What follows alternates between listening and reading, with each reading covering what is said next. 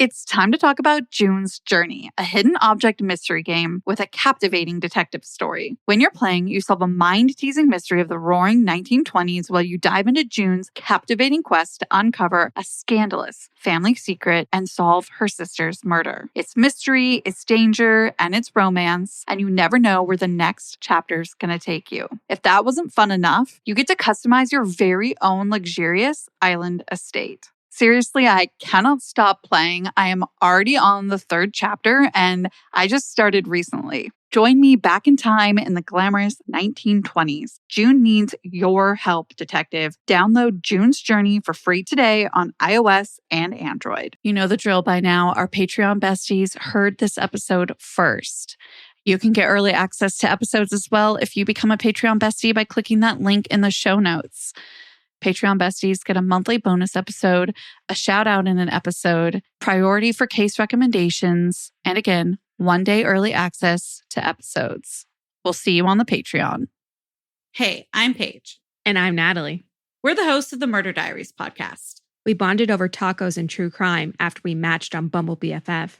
You know, like any normal millennial using an app to meet new friends. Every Thursday, we upload a new episode. In each episode of the Murder Diaries, we tell true crime one story at a time. 1 week, it's my turn. And the next week, it's mine. According to the National Coalition Against Domestic Violence, nearly half of all female homicide victims are killed by a current or former intimate partner. Mengqi Ji is one of those victims. This is her story.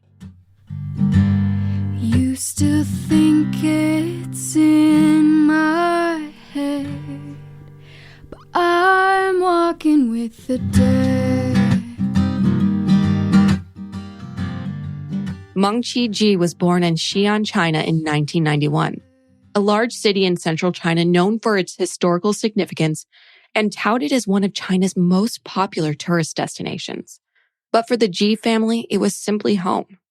Even though Mengqi was born under China's one-child policy, according to the Ji family lawyer Amy Saladay, her parents, quote, only ever wanted one child because they wanted to be able to give her all their love.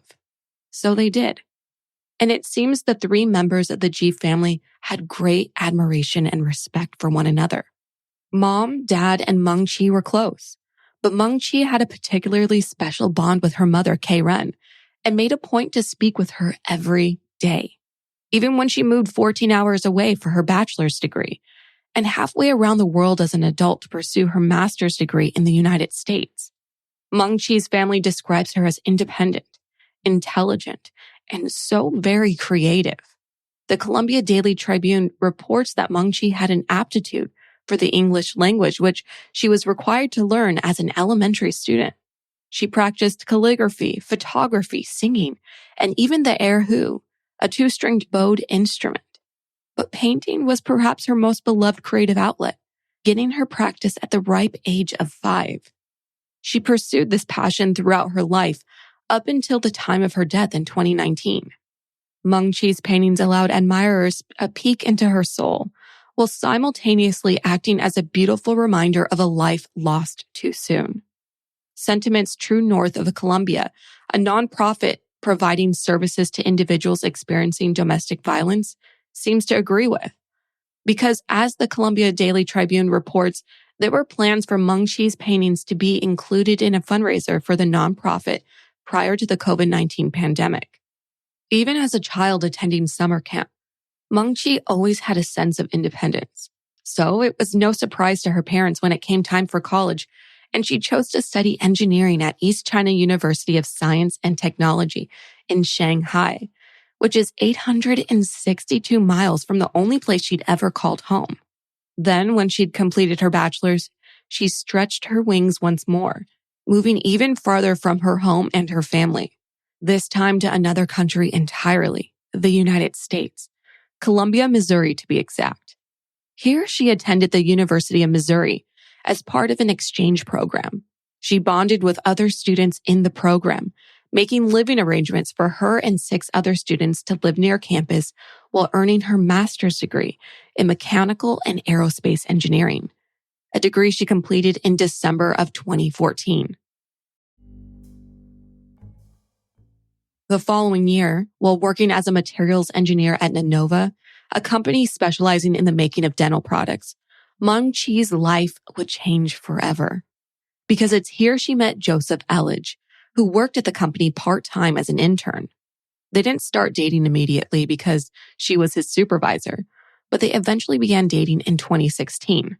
What was this relationship like? Although no one truly knows what goes on behind closed doors, details from AP News' coverage of the case make it seem like things were going well at this time for the couple. They talked about a future with one another, dreaming of having 3 to 5 children who'd grow up with a keen understanding of both Chinese and U.S. cultures. They even traveled to China for Joseph to meet Mengqi's parents. While there, he asked for their permission to marry their daughter. The answer must have been yes, because Joseph proposed to Mengqi at the Rockbridge State Park, not far from the apartment complex they'd end up moving into.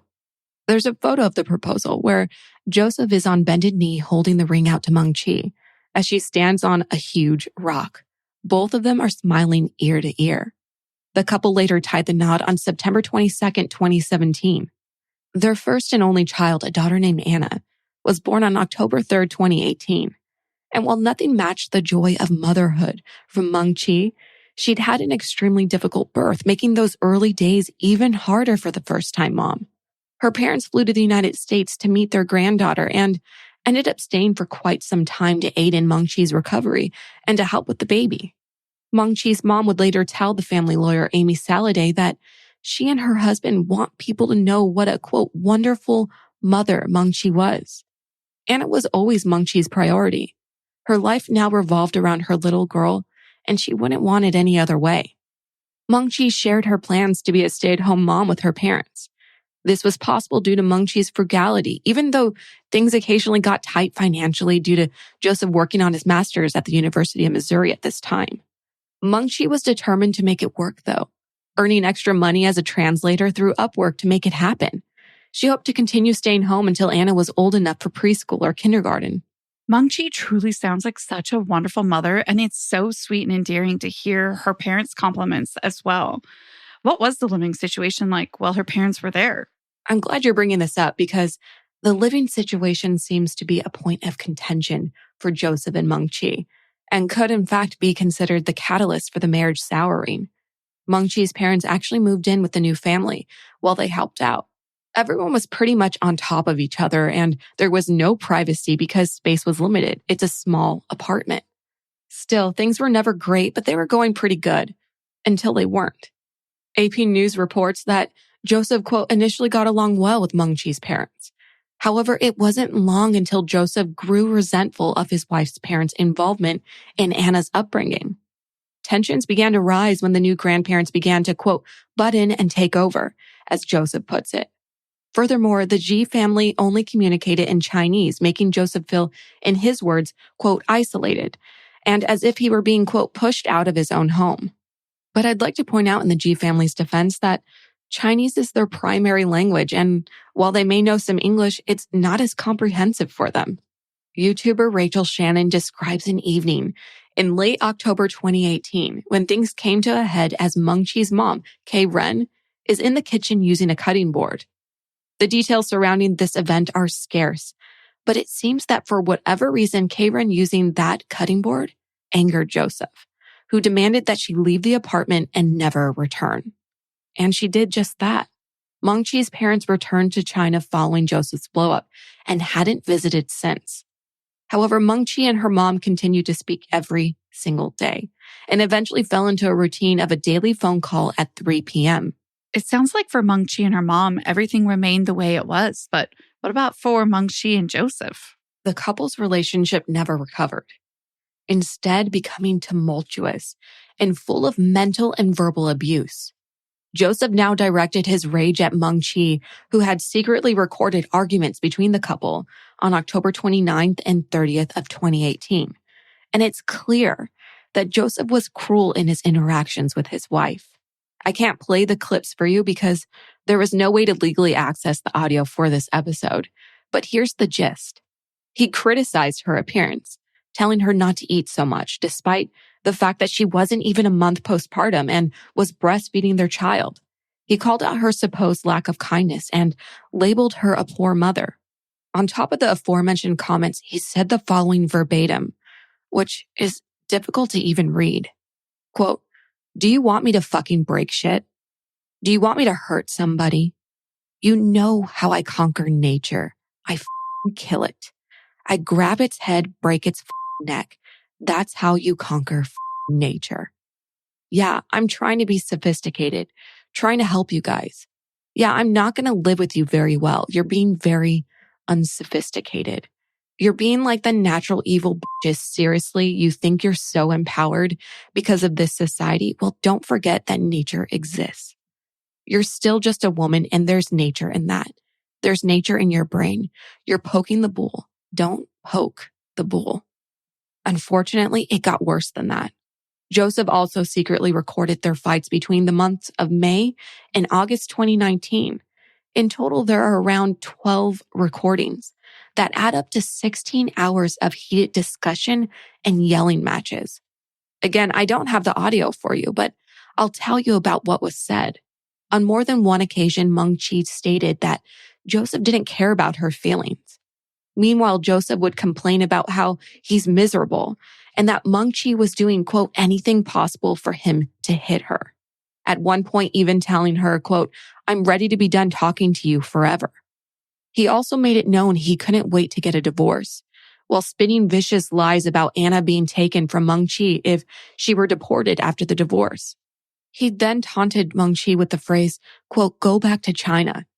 In some of the recordings, Joseph's mother, Jean, can be heard trying to help the young couple by giving marital advice. It sounds like Joseph was really unhinged at this time. Why was he being so cruel to Mengqi? Honestly, your guess is as good as mine. There were things going on at the time, but nothing merits the way he treated Mengqi, his wife, the woman he vowed to love for all of his life. There's absolutely no justifying it. Let's talk more about what was going on in their household. Throughout the summer of 2019, tension continued to mount. Joseph had an internship at a home furnishing manufacturer in Carthage, Missouri, 232 miles or a 4-hour car ride from Colombia, Missouri. There was no feasible way for Joseph to commute to and from the internship, and it didn't make sense for them to terminate the lease at their current apartment because Joseph would be continuing his classes back on campus in the fall. So the only logical solution was to get a second apartment in Carthage, resulting in the couple's living expenses doubling almost overnight. Their finances weren't the only aspect of the marriage affected. Joseph claims that they became less and less intimate with one another at this time, causing him to consider divorce, something his online search history confirms. That's as far as the prospect of divorce went, though, because he never consulted an attorney. Instead, Mengqi and Joseph came to the conclusion that they wanted to work on their marriage. Which brings us to October 10th, 2019. It's 3:30 p.m. when Joseph calls 911 to report Mengqi missing. He tells the dispatcher on the other end, quote, "I woke up and my wife was gone. She left her wedding ring in her car." He goes on to explain that she's been missing for a few days as he describes how it unfolded. He woke up at 5 o'clock in the morning to 1-year-old Anna crying. When he looked around the apartment, he realized Mengqi was nowhere to be found. At first, he's not concerned seeing her pajamas from the night before on the floor in the bedroom. He just assumes that she left to run errands, despite the fact that her car was in its spot in the parking lot. My red flags are going off, and I'm questioning why weren't Joseph's? He assumed she got a ride from someone else, a friend. A detective is assigned to the case immediately and reaches out to Joseph. And the audio from the actual conversation was recorded on the officer's body cam as they talk on the phone.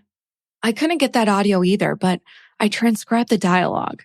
Here's what they had to say with page reading for Joseph.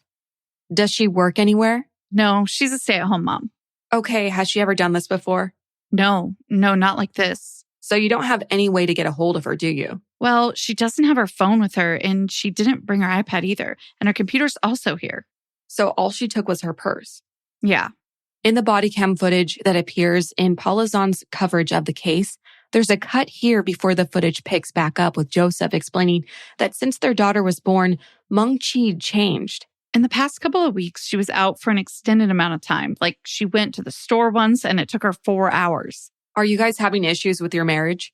We argue, but if we fast forward until the past couple months, she really began, ignoring me a lot. Investigators focused their efforts on the night before Mengqi's disappearance. They want to know what happened. What could have made Mengqi leave without a trace? Joseph describes his wife as irritable on the night prior to her disappearance because he hadn't helped her sign up Anna for Medicaid, resulting in an argument and Mengqi storming off to the bedroom. He found her speaking to her mother on the phone and waited for her to end the call so he could apologize. But Joseph says she was still mad. He watched YouTube videos in the living room and returned to the bedroom around 11:30 to find Mengqi asleep. And like he said in the 911 call, when he woke up, she was gone. He reaches out to her friends, family, etc., but nobody has heard from her. Detectives begin to wonder if she may have left Missouri altogether and headed for China, knowing her parents are there. As investigators follow leads, Joseph remains at home with Anna, occasionally giving interviews about the situation to local press. There's one particular interview that took place right after Mengqi's disappearance that I'm going to play for you right now. Yeah, I really didn't know where she could have gone. She was supposed to meet somebody in the morning, and I didn't know who else she was going to meet, what else she was going to do. It was really weird that she didn't take her phone and everything like that, but I don't know, all that stuff. So of course, I wasn't able to contact her, and even though I tried at the end of the night, but I just don't know. I really don't know. Now, as far as her family, how's her family doing? You saw them today. Her mom and dad, you mean? Or, Mm-hmm. I don't know. I mean, I'm sure her family is just as scared as, and scared and worried as I am, and as my mom is, and as my family. And I totally understand that they're sad and they're angry, and so am I. And I wish I could just go out and be interrogating people all day and all night, but I think that's something that the cops are going to do, and I think they're doing it really well. They're going to find her, I know. So You said anger. Where does that anger come from, do you think? I don't know, just the fact that she's missing and that nobody knows anything. It's just the absence of knowledge really kind of makes you want to know, and there's just no way to know. If you had anything, if she's watching this, what do you want her to know?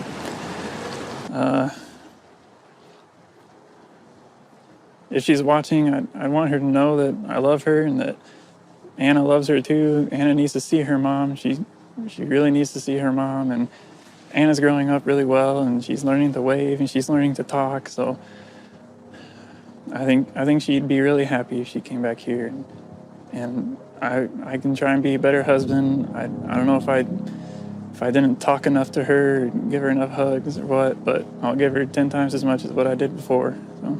Now, as far as you saying that she was distant in maybe the last few months, was she like that when you met her, or was that just a change? That was just a change, and I don't know where it came from, really. She kind of started being distant at the beginning of the summer. I'd give her kisses and I'd give her hugs, and she wouldn't kiss me back, and she wouldn't hug me back, and she didn't want to hold my hand and stuff, but I think she kind of tried to sometimes. I don't know if she was just too busy or worried about whatever, worried about Anna, but I don't know why she didn't want to keep love alive with me. I tried, but I really don't know where any of that came from, and I think she was just confused, and I am too. And I think if we talked, though, we could really work stuff out. Do you think, do you have any idea as to where she'd be?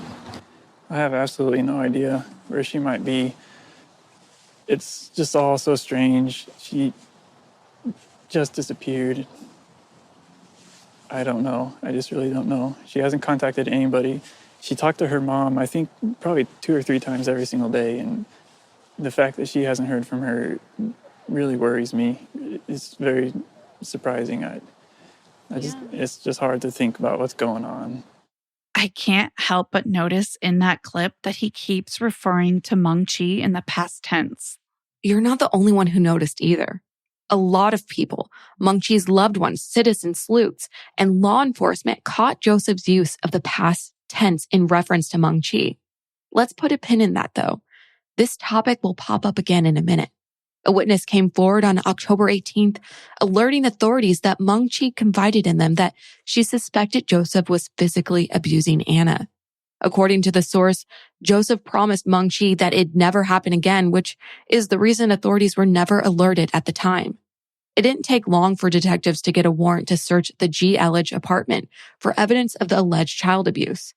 They confiscated Mengqi's iPad, which included an email Mengqi sent herself, containing photos and videos of Anna's purple and yellow bruised butt and legs, dated February 12, 2019. Those photos and videos weren't the only objects of concern found during the search. Investigators found a 51-page journal filled with complaints about Mengqi written by Joseph. He described her as demanding, indifferent to his feelings, and secretive. He ranted about her speaking Chinese in their home, even though he couldn't understand the language, going so far as to detail why he only wanted Anna to speak English, writing, quote, "To Mengqi, the only important thing is that Anna learns Chinese, which is selfish and leads to her mentally abusing Anna," unquote. He also wrote himself instructions on how to discuss Mengqi in the media. Here are 3 of these instructions. 1, he should refuse to respond to speculation. 2, that the public will only respond to sadness and sorrow. And 3, he specifically urges himself not to use past tense when referencing Mengqi. I at least know for that last one, not referencing her in past tense. Well, he did that anyways. Right, he let quite a few slip into his statement. A week later, Joseph was arrested, taken into custody, and placed into the Boone County Jail on child abuse and child endangerment charges, but not before attempting to flee the area in a taxi with his mother and Anna under the guise of putting up missing persons flyers in Kansas City. After her father's arrest, Anna was left in her grandmother Jean's care. Investigators become more and more suspicious of Joseph's guilt, especially when they learn of the couple's tumultuous relationship and that Mengqi hadn't accessed any of her bank accounts or contacted loved ones about her whereabouts in the days and weeks since her disappearance. She'd simply fallen off the face of the earth. It's only a few days after his arrest that Joseph officially becomes the primary suspect in Mengqi's disappearance and presumed murder, causing law enforcement to shift gears from handling it as a missing persons case to a homicide investigation. The G's fly into the United States shortly after learning this news, only to find out that Joseph's mother, Anna's other grandmother, has secretly begun a petition for sole custody of Anna. Mengqi's family counter and are eventually awarded split custody with Joseph's mom, Jean. Despite his new status as primary suspect, Joseph stuck to his original story. He woke up the day after an argument and Mengqi was gone. Those investigating didn't buy what Joseph was selling, though. Local publications report that when authorities pulled his cell phone records, they noticed that Joseph spent approximately 45 minutes at a Cooper County bridge over the Lamine River. The search lasted months and included a number of different specialty teams, divers, sonar, police dogs. A levee was even constructed in order to get better access to certain areas of the river. Each and every one of these efforts was unsuccessful. There was still no sign of Mengqi Ji. By February 28, 2020, 3.5 months after Mengqi's disappearance, Joseph Elledge is charged with her murder, even though they hadn't found her body. Search efforts continued, but it'd be 13 more months before there was a break in the case, when a hiker journeying through a secluded area of the Rockbridge Memorial State Park made a grisly discovery: human remains in a shallow grave. He notified authorities, who arrived on scene immediately and found some additional evidence pointing to the individual's identity: Mengqi's driver's license, a bank card, her purse, and clothing thought to be hers were found not far from the burial site. Dental records confirmed the Ji family's worst nightmare. The body found was in fact their daughter, Mengqi. The body's level of decomposition made it tough for the medical examiner to determine Mengqi's manner of death, but it wasn't impossible. The ME eventually concluded the manner of death to be homicide, citing multiple injuries consistent with blunt force trauma, including 3 fractured ribs in sequential order. Ultimately, the ME determined a subdural hematoma from trauma to the head to be the cause of death. Joseph misled the police and Mengqi's family for months, with his lies about the events surrounding his wife's disappearance. And only when Joseph took the stand during his November 2021 trial did they learn what really happened. So what did happen? According to Joseph's testimony on October 3rd, 2019, he discovered Mengqi had begun an emotional affair with a man named Zhao Zhao she met through WeChat, a China-based messaging service. Except he didn't confront her about the sexual messages until 5 days later, on October 8th. When he did, an argument broke out. Joseph claims he grabbed Anna intending to leave the apartment when Mengqi pushed him. He's well over a foot taller than her and 40 pounds heavier than her. She's tiny, barely at 5 feet and 100 pounds, so it didn't do much except anger him further. He retaliated by shoving her into kitchen cabinets. Different resources report that he pushed her once, while others say twice. Whatever the case, she fell and hit her head. He told the court, quote, "I helped her up and she was still angry. I took her to the couch and she told me to just leave without Anna." Joseph explains he did as he was told, leaving for a walk and staying away for about 45 minutes before returning to find his wife in bed asleep. He too went to bed only to be awoken at 5 the next morning by Anna's cries. When he finished checking on his daughter, he returned to find his wife, quote, unresponsive and cold to the touch, according to AP News. If that's the case, why wouldn't he have called the police right then and there? Tell me what happened after that. That's the same question prosecutors asked Joseph on the stand. He explains that the scene was unusual and, quote, "My mind was going 100 miles an hour. I knew people would suspect me." A decision he now sees as, quote, stupid. So instead of calling authorities, he stuffed Mengqi's body into the trunk of her car, strapped Anna into her car seat, and drove to different nearby cities, including Jefferson City, Fulton, Ashland, and Guthrie, per AP News' reporting, which, as we know, checks out with his cell phone records, but it doesn't explain what he was doing, traveling to surrounding cities he'd never visited before. Turns out, Joseph couldn't figure out what to do. He then heads back to the apartment to figure out what he should do and leaves Mengqi's body in the trunk. Joseph explains, quote, "I was panicked. I wasn't thinking at all, really." The following day, October 9th, 2019, Wynne calls her daughter, but it goes unanswered. She waits a few hours, but her worry grows as her mother's intuition screams that something isn't right. Remember, this is a very close mother-daughter duo. They talk to each other at the same time every day. Colombia Daily Tribune reports that Wynne knew, quote, something must have happened to her daughter. This has got to be mother's intuition because nobody officially knew she was missing yet, right? Correct. In fact, Joseph lied to Wynne and one of Mengqi's friends about her whereabouts when they inquired about why they couldn't get in touch with her. Joseph later reasoned that he didn't know how to explain what had transpired. Court documents state that the news of Mengqi's disappearance gets out when one of her friends visits the apartment on October 10th at the behest of Mengqi's mother. The friend video chats Wynne while at the apartment, forcing Joseph to give them answers regarding Mengqi's whereabouts. And this is the first time he tells someone she's disappeared. The friend eventually leaves, and Joseph conducts half-hearted search efforts by texting a handful of his wife's friends, which obviously was done for appearances because he's the one and only person who knows exactly where Mengqi is. Joseph's running out of time and opportunities to conceal Mengqi's body, which was still in the trunk of her silver sedan. Multiple resources report that Joseph then strapped Anna into her car seat once again and drove 5 miles south to Rockbridge State Park, a place that held special memories for the couple. That's where they got engaged. Right, a half a mile from the burial site. He digs a grave 30 feet from the road and would later testify that the entire process took no more than 30 minutes. His cell phone records support this claim.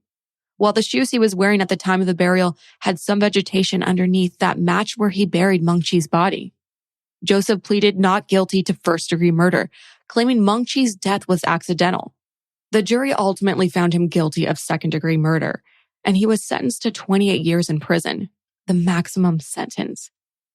Newsweek reports there's possibility of parole. However, Joseph must serve at least 85% of his sentence before becoming eligible.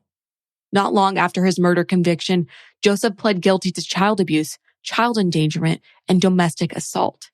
He received a consecutive 10-year sentence with credit for time served. Through their attorney, Amy Saladay, the G's released the following statement, quote, "Her husband received 1 year for every year of her life.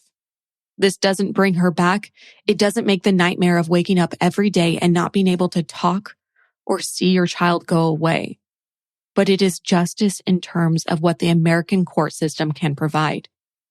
If you or anyone you know is experiencing domestic violence, please call or text 888-774-2900 or email ctsafeconnect.org. Their services are available 24/7, 365. Until then, Stay safe. bye. Seeking the truth never gets old. Introducing June's Journey, the free-to-play mobile game that will immerse you in a thrilling murder mystery. Join June Parker as she uncovers hidden objects and clues to solve her sister's death in a beautifully illustrated world set in the Roaring '20s. With new chapters added every week, the excitement never ends. Download June's Journey now on your Android or iOS device or play on PC through Facebook Games.